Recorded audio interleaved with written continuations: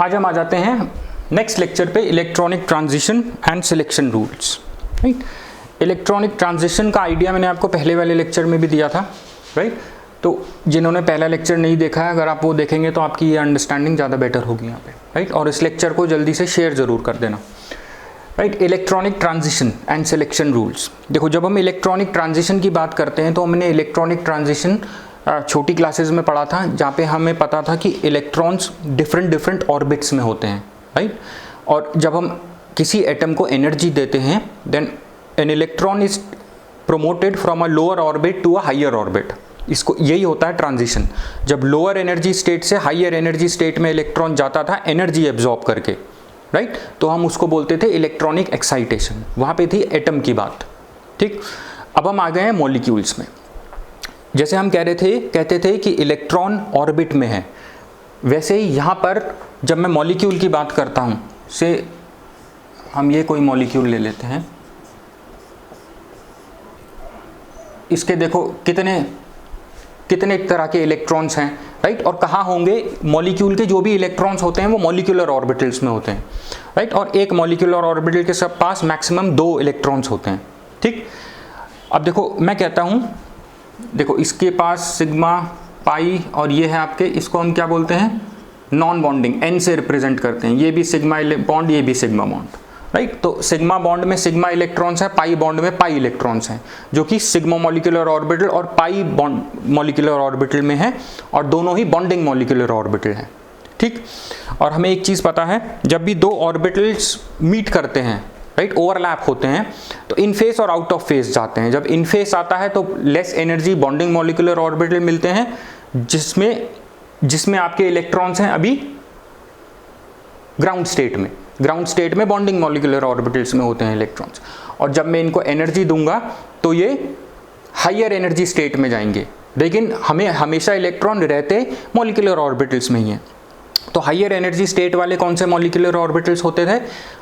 आपके anti bonding molecular orbitals. Right, anti bonding molecular orbitals.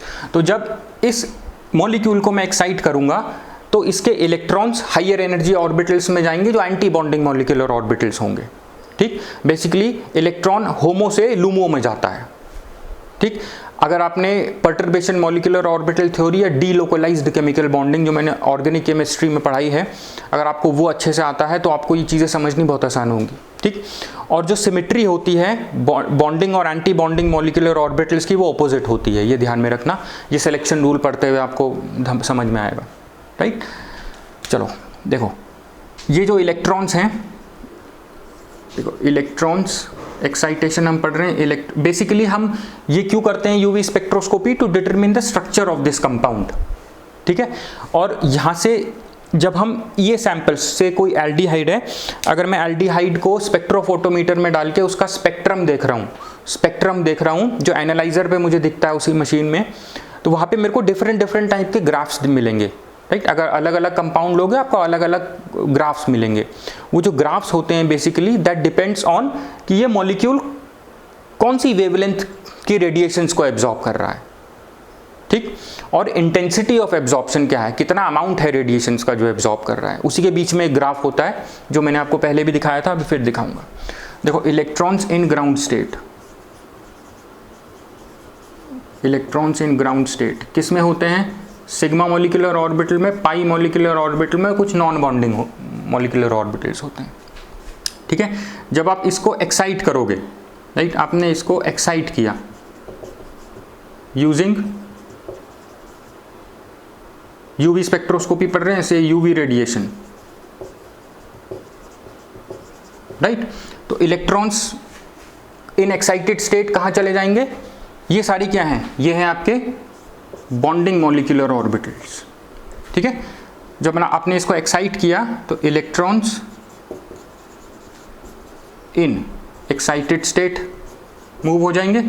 जब excited state में जाएंगे तो कौन से मॉलिक्यूलर ऑर्बिटल्स में चले जाएंगे? एंटी बॉन्डिंग मॉलिक्यूलर ऑर्बिटल, जिसको हम sigma star, pi star, n से रिप्रेजेंट करते हैं, एंटी बॉन्डिंग मॉलिक्यूलर ऑर्बिटल्स।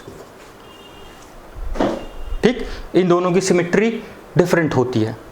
ठीक, अब देखो ये क्या है, ये हैं आपके हायर एनर्जी ऑर्बिटल्स। जैसे हम वहाँ देखते थे जो एक्साइटेड स्टेट है वहाँ पे लाइफ बहुत कम होती है इलेक्ट्रॉन की, वो वापस अपनी ग्राउंड स्टेट में आ जाता है, ऐसा ही यहाँ पे भी होगा। ठीक, तो मॉलिक्यूल्स को जब एनर्जी मिलेगी तो उनके इलेक्ट्रॉन्स रेडिएशंस को एब्जॉर्ब करेंगे और एब्जॉर्ब करके चले जाएंगे हायर एनर्जी ऑर्बिटल्स में, जो होंगे आपके जो होंगे आपके एंटी बॉन्डिंग मॉलिक्यूलर ऑर्बिटल्स। ठीक, I hope this is clear. अब देखो, अब जो हमें पढ़नी है इलेक्ट्रॉनिक ट्रांजिशंस। इलेक्ट्रॉनिक ट्रांजिशन कहाँ कहाँ से हो सकती है? हो सकता है सिग्मा इलेक्ट्रॉन्स, जो ये वाले इलेक्ट्रॉन्स हैं, इस बॉन्ड के इलेक्ट्रॉन या इस बॉन्ड के इलेक्ट्रॉन, इस बॉन्ड के इलेक्ट्रॉन, ये चले जाएंगे sigma star anti bonding molecular orbital में, राइट। और ये वाले चले जाएंगे, पाई इलेक्ट्रॉन्स चले जाएंगे pi star anti bonding molecular orbital में। और जो n वाले हैं नॉन बॉन्डिंग हैं, ये depending on your organic compound, structure of organic compound, ये sigma anti bonding molecular orbital में भी जा सकते हैं और pi anti bonding molecular orbital में भी जाते हैं।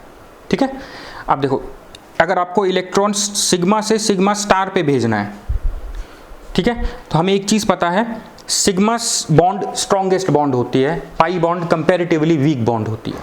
तो जब ये स्ट्रॉन्ग बॉन्ड होगा, ये बॉन्ड जब स्ट्रॉन्ग है, आपको इसका इलेक्ट्रॉन हायर एनर्जी ऑर्बिटल में भेजना है, तो यहाँ पे आपको ज़्यादा एनर्जी वाली रेडिएशन यूज़ करनी पड़ेगी। ठीक, तो जहाँ पे सिग्मा बॉन्ड्स हैं, अगर आपको इनको एक्साइट करना है तो आपको sigma two sigma star transition के लिए मैक्सिमम एनर्जी ये वाला ट्रांजिशन यूज़ करता है। ठीक, सिग्मा टू सिग्मा स्टार की मैक्सिमम एनर्जी होती है। ठीक है, उसके बाद क्योंकि सिग्मा और जो ये anti bonding molecular sigma anti bonding molecular orbital होता है, ये हाई एनर्जी होता है, इसकी भी एनर्जी बहुत हाई होती है, राइट। तो अगर आपको नॉन बॉन्डिंग इलेक्ट्रॉन्स को भी अगर सिग्मा स्टार में भेजना है तो भी आपको हाई एनर्जी देनी पड़ेगी, बट कंपैरेटिवली इसके कंपैरेटिवली लेस।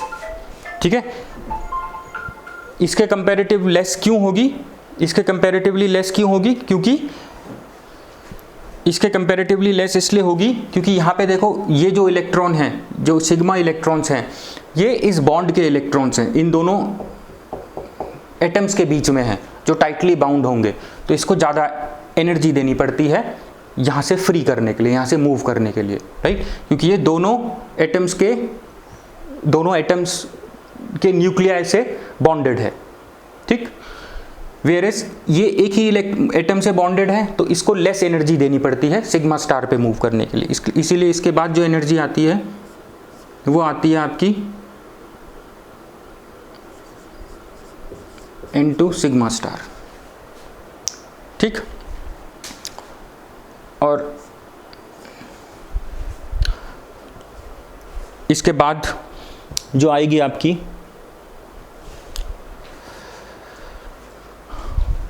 वो आएगी pi to pi star transition की एनर्जी। ठीक है, इसके बाद आएगी n to pi star transition. ठीक, ये एनर्जी ऑर्डर है। कितनी एनर्जी यूज़ होगी, मतलब amount of energy required for transitions, वो इस तरीके से ये ऑर्डर है। सबसे मैक्सिमम एनर्जी यहाँ देनी पड़ेगी, फिर यहाँ, फिर यहाँ, फिर यहाँ। ठीक है, अब देखो एक चीज़ ध्यान में रखना, जब भी हम स्पेक्ट्रम की बात करते हैं, हम बेसिकली यहाँ पे क्या कर रहे हैं, इसका हमें स्पेक्ट्रा चाहिए होता है यूजिंग यूवी स्पेक्ट्रोस्कोपी। अब देखो स्पेक्ट्रम होता है बेसिकली आपका इस तरीके से बनेगा। यहाँ पे देखो हम कह रहे हैं रेडिएशंस एब्जॉर्ब हो रही हैं ऑफ पर्टिकुलर एनर्जी या पर्टिकुलर वेवलेंथ। ठीक है, तो ये इस मॉलिक्यूल को, इस पार्ट को, राइट, एक्साइट करने में कौन सी वेवलेंथ की रेडिएशन, राइट, इसके इलेक्ट्रॉन्स को पाई से पाई स्टार ऑर्बिटल में भेज रही है, राइट। उसके बीच का ग्राफ और एप्सिलॉन मतलब अमाउंट ऑफ रेडिएशन जो एब्जॉर्ब कर रहा है ये कंपाउंड, राइट, इन दोनों के बीच का ग्राफ हमें स्पेक्ट्रा दिखाता है, जो कुछ इस तरीके का होता है। यहाँ से ये होती है, ये क्या रिप्रेजेंट करती है, लैम्डा मैक्स। लैम्डा मैक्स का मतलब क्या होता है, मैक्सिमम एब्जॉर्प्शन इतनी वेवलेंथ पे हो रहा है। ठीक है, सो बेसिकली जब इलेक्ट्रॉन को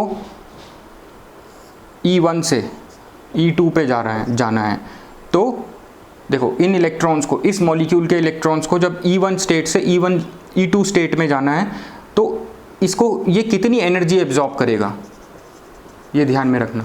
ये एनर्जी एब्जॉर्ब करेगा equal to difference in energy of these two states delta ई।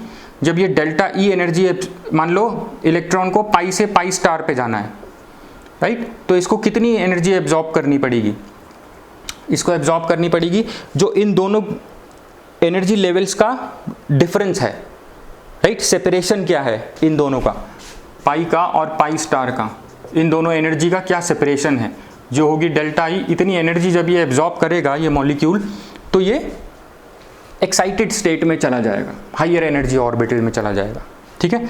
तो हमें ये पता लग जाएगा कि इतनी एनर्जी की रेडिएशन एब्जॉर्ब हो रही है। जब इतनी एनर्जी की रेडिएशन एब्जॉर्ब हो रही है तो बेसिकली हमें ये स्पेसिंग पता लग जाती है, राइट, लोअर और हायर एनर्जी स्टेट में कितनी स्पेसिंग है इस कंपाउंड में, ये पता लग जाती है।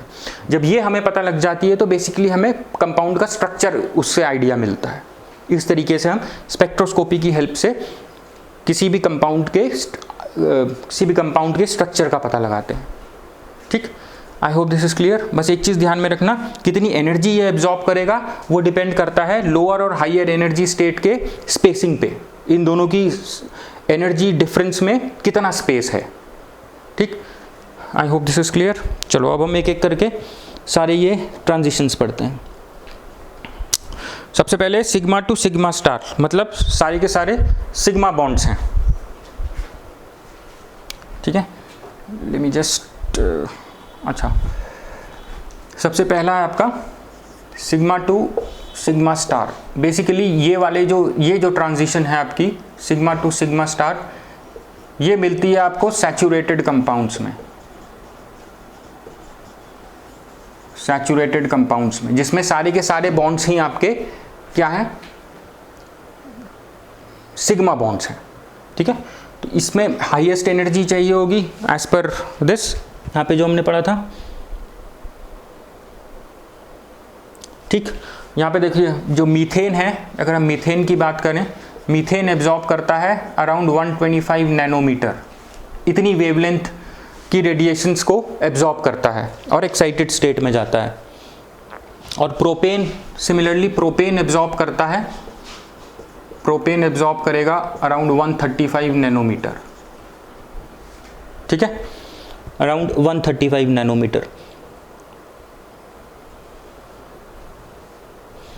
लेकिन देखो प्रोपेन है, अगर हम इसका, ये तो है एसाइक्लिक मॉलिक्यूल, अगर हम इसका साइक्लिक काउंटर पार्ट लेते हैं, राइट, जो ऐसा दिखता है साइक्लोप्रोपेन एब्जॉर्ब करेगा 195 nm में, ठीक है। दैट मीन्स ये लेस एनर्जी वाली रेडिएशंस को एब्जॉर्ब करके एक्साइट हो जाता है, राइट। तो इंटेंसिटी ऑफ एब्जॉर्प्शन यहाँ पे ज़्यादा है, ठीक। तो डेल्टा ई जो इन्वर्सली प्रोपोर्शनल होती है लेमडा से, किस फॉर्मूले पे बेस्ड होता है, E is equals to HC upon lambda, ये जो था ना E is equals to HC upon lambda, इस फॉर्मूले से, राइट। जब वेवलेंथ ज़्यादा है तो एनर्जी कम होगी, तो यहाँ पे ये कम एनर्जी को एब्जॉर्ब करके साइक्लोप्रोपेन मूव हो जाता है टू हायर एक्साइटेड स्टेट। क्यों? क्योंकि हमें एक चीज़ पता है, जब हम यहाँ पे देखो जो साइक्लोप्रोपेन का मॉलिक्यूल है, इसमें एंगल स्ट्रेन होता है, इसमें एंगल स्ट्रेन आ जाता है। क्यों? क्योंकि देखो प्रोपेन का मॉलिक्यूल जो है, इसमें जो कार्बन है वो sp3 हाइब्रिडाइज्ड है, जिसका बॉन्ड एंगल होता है 109.5 डिग्री, राइट। और जब ये साइक्लोप्रोपेन का मॉलिक्यूल बनता है तो उसी बॉन्ड एंगल को डिस्टॉर्ट करके हम 60 डिग्री पे ले जा लेते हैं। सो एंगल स्ट्रेन बहुत ज़्यादा है इसमें, राइट, एंगल स्ट्रेन बहुत ज़्यादा है, ऑलरेडी हाई एनर्जी में है मॉलिक्यूल, तो कम एनर्जी एब्जॉर्ब करके ये हायर स्टेट में चला जाता है, हायर एनर्जी स्टेट में चला जाता है, ठीक। I hope this is clear, ठीक। अब हम आ जाते हैं N2 sigma star transition. N2 sigma star transition भी कौन से कंपाउंड्स में होती हैं? जिनमें कोई हेटेरो एटम होता है, राइट। हेटेरो एटम जैसे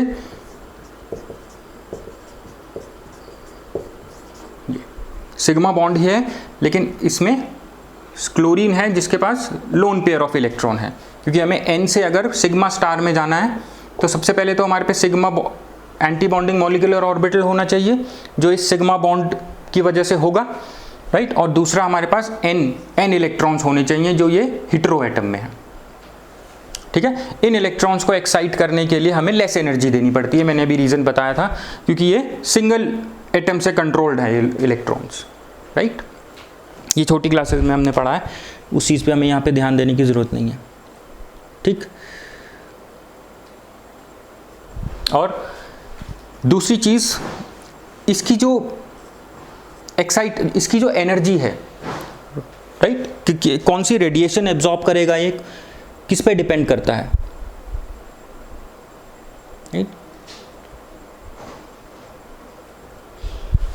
right. Wavelength of radiations, wavelength, lambda और एनर्जी ऑफ रेडिएशंस एब्जॉर्ब्ड किस पे डिपेंड करेगी, डिपेंड्स ऑन, ये डिपेंड करता है on the size of this hetero atom, इस हेटेरो एटम के साइज पे डिपेंड करेगा, और हम कह लें इलेक्ट्रोनेगेटिविटी पे डिपेंड करेगा, ठीक है। अगर मैं दो कंपाउंड्स लेता हूं CH3Cl और CH3I, ठीक, तो क्लोरीन की हमें पता है इलेक्ट्रोनेगेटिविटी ज़्यादा है कंपेयर टू आयोडीन, तो आयोडीन पे जो लोन पेयर होगा इस पे भी लोन पेयर होगा, अगर इसकी इलेक्ट्रोनेगेटिविटी ज़्यादा है, राइट, तो इस इलेक्ट्रॉन को, इसके इलेक्ट्रॉन्स को, क्लोरीन के इलेक्ट्रॉन्स को हायर स्टेट में ले जाने के लिए मेरे को ज़्यादा एनर्जी देनी पड़ेगी, ठीक है। तो लैम्डा मैक्स इसका कम होगा, और इसको हायर एक्साइटेड स्टेट में ले जाने के लिए इन इलेक्ट्रॉन्स को हायर एक्साइटेड स्टेट में ले जाने के लिए लेस एनर्जी देनी पड़ेगी, क्योंकि आयोडीन की जो इलेक्ट्रोनेगेटिविटी है वो क्या है, कम है कंपेयर टू क्लोरीन। इलेक्ट्रोनेगेटिविटी मतलब ability to attract this electron pair, ठीक है। अब ये क्लोरीन जो है इस इलेक्ट्रॉन पेयर को तेजी से अपनी तरफ अट्रैक्ट कर रहे हुए हैं, तो इसको आपको ज़्यादा एनर्जी देनी पड़ेगी, राइट, ताकि ये इसमें से इलेक्ट्रॉन निकल के हाई एनर्जी स्टेट में चले जाए, ठीक है। तो ये हाई एनर्जी रेडिएशन एब्जॉर्ब करेगा, ये लो एनर्जी रेडिएशन एब्जॉर्ब करेगा, ठीक है। ग्राफ देखोगे तो वेवलेंथ इसकी ज़्यादा दिखेगी क्योंकि इसकी एनर्जी कम है, और इसकी वेवलेंथ कम दिखेगी आपको, ठीक।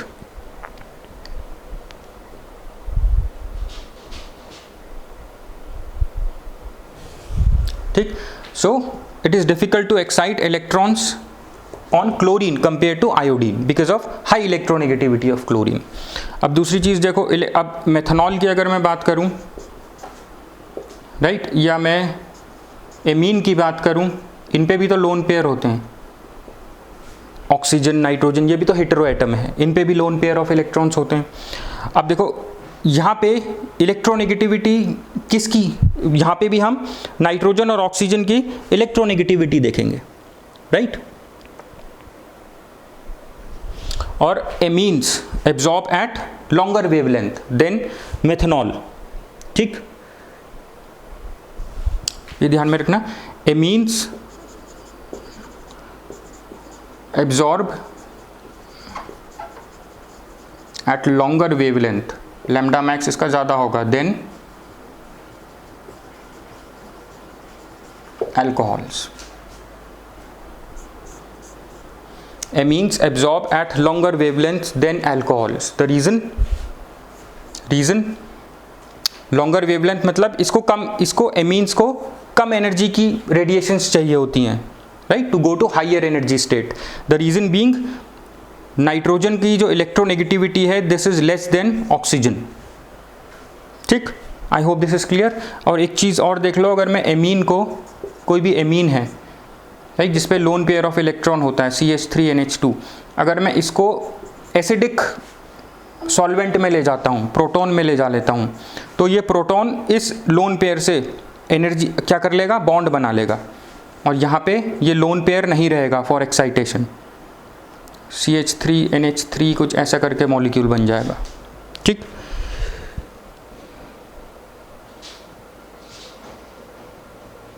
ठीक है, तो यहाँ पे एसिडिक सॉल्यूशन में लोन पेयर जो एमीन पे होता है is not available for excitation. तो यहाँ पे आपको जो ग्राफ में अगर मान लो मेरे को दो पीक्स दिखती हैं, एक पीक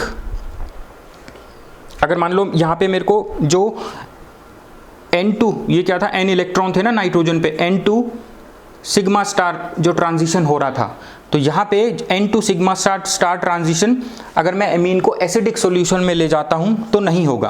क्यों नहीं होगा? क्योंकि ये N इलेक्ट्रॉन्स रहेंगे ही नहीं। एसिडिक सॉल्यूशन में ये जो लोन पेयर ऑफ इलेक्ट्रॉन है, ये हाइड्रोजन इससे बॉन्ड बना लेगा, और now this is not available here for excitation. ठीक, I hope this is clear. चलो ये दोनों हो गए। अब हम आ जाते हैं N2 पाई स्टार ट्रांजिशन और pi to pi star transition में, right. N2 pi star and pi to pi star, ये दोनों ज़्यादा इंपॉर्टेंट है, N2 pi star and pi to pi star, क्योंकि यूवी स्पेक्ट्रोस्कोपी हम मोस्टली उन्हीं में देखते हैं जहाँ पे हमारे पास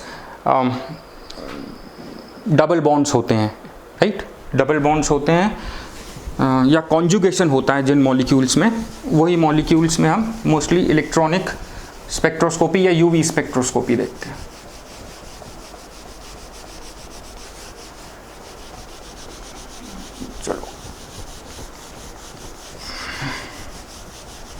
चलो जल्दी से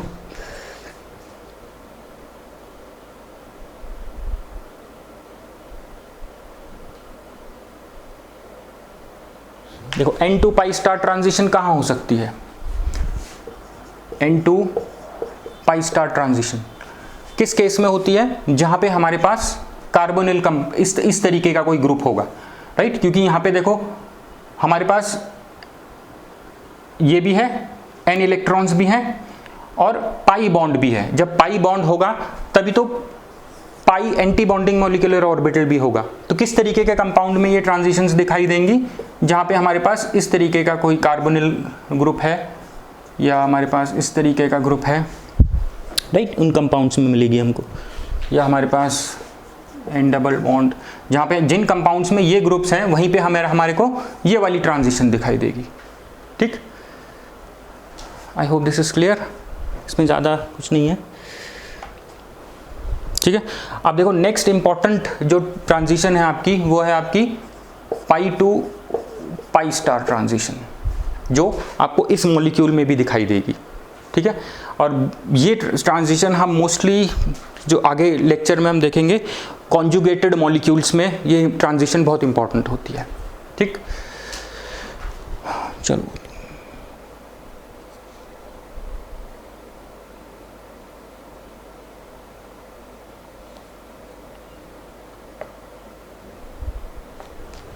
देखो, ये मोस्टली किन कंपाउंड्स में मिलेगी? जहाँ पे हमारे पास अनसैचुरेटेड ग्रुप्स होंगे, राइट। एटलीस्ट एक अनसैचुरेटेड ग्रुप होगा हमारे पास, राइट। फॉर एग्जांपल जहाँ पे हमारे पास डबल बॉन्ड होगी, ट्रिपल बॉन्ड होगी, ऐसा कुछ ग्रुप होगा, वहाँ पे हमें ये वाले ट्रांजिशंस दिखाई देंगे, ठीक है। पाई टू पाई स्टार ट्रांजिशन, ठीक।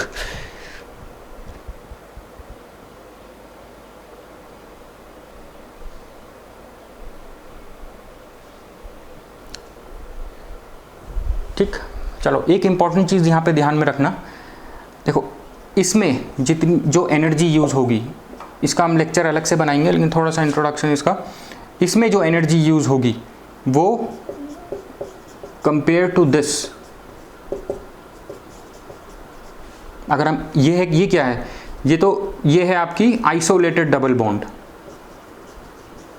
राइट। और ये क्या है आपकी, ये है कॉन्जुगेटेड डबल बॉन्ड्स हैं यहाँ पे, ये कॉन्जुगेटेड मॉलिक्यूल है बेसिकली, ठीक है।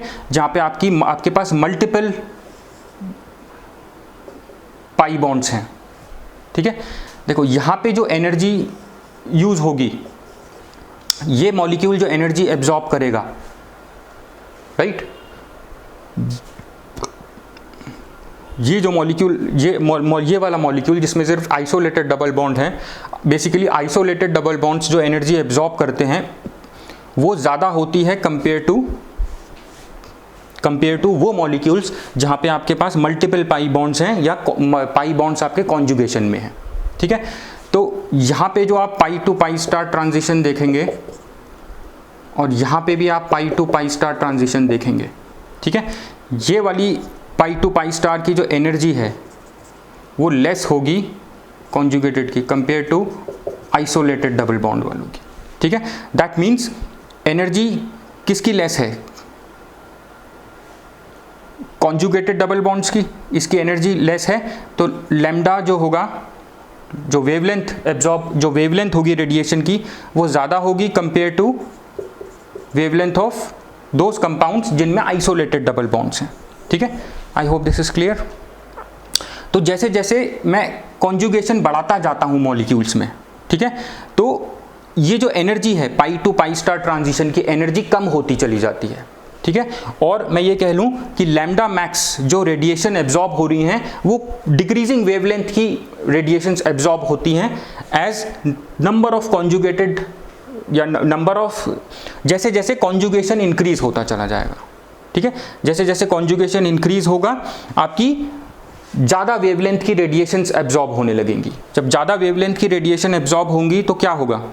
देखो, अगर मैं बात करूं यूवी 200 टू 400 होती है आपकी नैनोमीटर, 200 टू 400 ये क्या होती है? यूवी। ठीक है, इसी तरीके से होगी विजिबल की क्या होती है? 400 टू 800 नैनोमीटर वेवलेंथ। ठीक है, जैसे जैसे वेवलेंथ, जैसे जैसे मैं कॉन्जुगेशन इंक्रीज करता जाऊंगा, वेवलेंथ इंक्रीज हो रही है। जब वेवलेंथ इंक्रीज होगी तो वेवलेंथ इंक्रीज होते होते 400 को पार करेगी तो ये विजिबल रीजन में आ जाएगी। जब रेडिएशन विजिबल रीजन की एब्जॉर्ब करेगा मॉलिक्यूल, तो मॉलिक्यूल आपको क्या दिखेगा? कलर्ड दिखेगा। मॉलिक्यूल आपको कलर्ड दिखेगा। ठीक है, मॉलिक्यूल आपको कलर्ड दिखेगा। एग्जाम्पल है, एक मॉलिक्यूल है बीटा कैरोटीन, आप इसको गूगल कर सकते हो। बीटा कैरोटीन, इसमें है आपके 11 डबल बॉन्ड्स, इसमें 11 डबल बॉन्ड्स हैं। जब इसमें 11 डबल बॉन्ड्स हैं तो ये मॉलिक्यूल जो वेवलेंथ एब्जॉर्ब करता है, ये 415 नैनोमीटर की वेवलेंथ एब्जॉर्ब करता है to go to excited state. ठीक है, अब जब एक्साइटेड स्टेट में जाने के लिए इतनी वेवलेंथ एब्जॉर्ब कर रहा है, जो आती है आपकी किस में फॉल होती है? विजिबल रीजन में।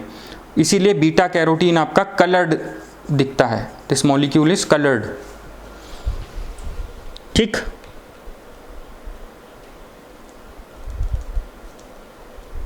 और एक और चीज़ है, ये तो डबल बॉन्ड्स की बात थी। अगर मैं इसी की बात करूं, अगर मैं यहाँ पे मिथाइल ग्रुप ऐड कर दूं, जैसे जैसे मैं इन डबल बॉन्ड्स पे मिथाइल ग्रुप ऐड करता चला जाऊंगा, तो भी आपकी जो रेडिएशंस एब्जॉर्ब होंगी वो हाइयर वेवलेंथ साइड पे जाती जाएगी। जैसे जैसे मिथाइल ग्रुप ऐड होंगे, लेस एनर्जी वाली रेडिएशंस मॉलिक्यूल एब्जॉर्ब करके एक्साइटेड स्टेट में जाएगा। लेस एनर्जी या कह लो हाई वेवलेंथ वाली रेडिएशंस को एब्जॉर्ब करके मॉलिक्यूल हाइयर एक्साइटेड स्टेट में जाएगा। ठीक, I hope this is clear. ठीक, चलो सिलेक्शन रूल्स में देखो, सिलेक्शन रूल्स में ज़्यादा कुछ नहीं है। सिलेक्शन रूल में बस ये होता है कि जब इलेक्ट्रॉन, सिलेक्शन रूल में देखो क्या होगा, जब इलेक्ट्रॉन लोअर स्टेट से हाइयर स्टेट में जाएगा तो वही वाली ट्रांजिशंस अलाउ होंगी जहाँ पे आपका स्पिन ओरिएंटेशन सेम रहे, इलेक्ट्रॉन की स्पिन ओरिएंटेशन चेंज ना हो। इस डायरेक्शन में स्पिन है तो हाइयर स्टेट में भी जब जाए तो इसी डायरेक्शन में रहे। स्पिन ओरिएंटेशन जब सेम रहेगी तो वही अलाउड ट्रांजिशंस अलाउड होंगी, राइट। या जिनकी मोलर एब्जॉर्प्शन, जो इंटेंसिटी ऑफ एब्जॉर्प्शन जो मैंने ग्राफ में दिखाया था, जो यहाँ पे हम इंटेंसिटी ऑफ एब्जॉर्प्शन कैलकुलेट करते हैं, अगर ये 10,000 से ज़्यादा हैं तो ये ट्रांजिशंस अलाउड हैं। अगर इंटेंसिटी ऑफ एब्जॉर्प्शन लेस है 10,000 से तो ये फॉरबिडन ट्रांजिशन होते हैं, वीक बैंड्स दिखते हैं हमें इसके। ठीक, I hope this is clear, right. और इसको कौन डिटरमिन करता है एप्सिलॉन को? इसको डिटरमिन करता है सिमिट्री मॉलिक्यूल्स की, symmetry in ground and excited state. अगर मैं पाई टू पाई स्टार की बात करूं, राइट, तो इनकी सिमिट्री सेम होती है, राइट। तो जब सिमिट्री सेम होगी तो इसमें से इलेक्ट्रॉन निकल के इजीली इसमें चला जाएगा, ठीक है। जो ये वाली ट्रांजिशन होती है ना, ये लेस देन 10,000 वाली, ये होती है n2 पाई ट्रांजिशन, ठीक। इसकी सिमिट्री डिफरेंट है, इसकी सिमिट्री डिफरेंट है, इसीलिए फॉरबिडन ट्रांजिशन है, यहाँ से इलेक्ट्रॉन निकल के यहाँ पे चला जाएगा, दिस इज लेस प्रोबेबल, ठीक। I hope this is clear, इसीलिए फॉरबिडन ट्रांजिशन है।